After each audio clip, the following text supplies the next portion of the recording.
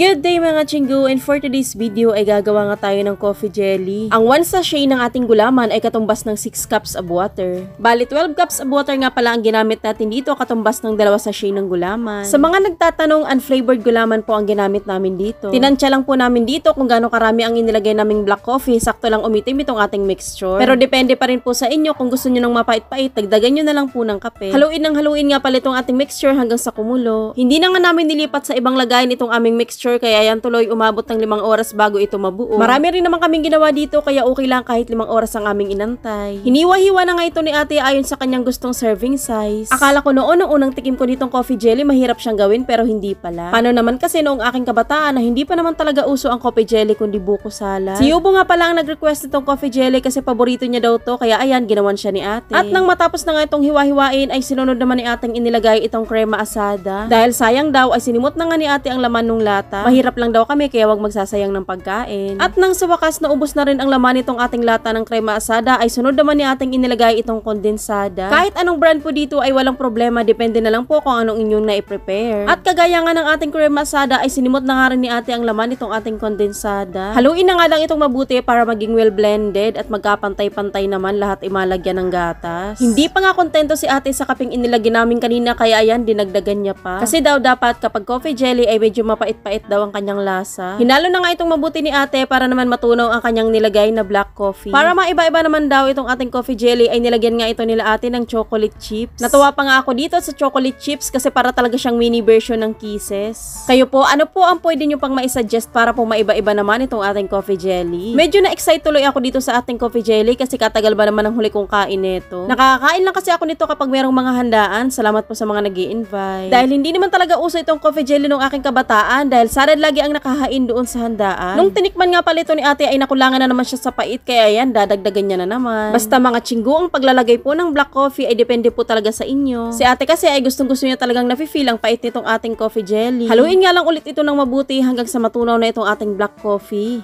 At nang okay na, nang matunaw na itong ating black coffee, ay tinikman naman ni ate itong kanyang ginawang coffee jelly. Natawa pa nga ako dito kay ate kasi naparami daw yata ang lagay niya ng black coffee. Buti na nga lang at meron pang natirang kondensada, kaya inilagay niya na. Sa kanya lang na-realize na nakadalawang beses na pala siyang naglagay ng black coffee. At hinalo na nga ito ng hinalo ni ate hanggang sa maubos ang laman nitong lata. At tinikman na nga ulit ito ni ate at nagustuhan niya na ang lasa, perfect na daw. Kung iyong titingnan ay sa tingin pa lang ay talaga namang pagkasarap-sarap naman na ring ating coffee jelly. At habang inahalo nga ng mabuti ni ate ito ating coffee jelly, ay nilabas ko na nga itong salad na malamig na. Yung tipong habang kumakain ako ng dessert ay gumagawa din kami ng dessert. At sa wakas, natapos na rin gawin itong coffee jelly. Thank you so much for watching. Follow na rin po sa aking other social media accounts. Thank you so much. God bless.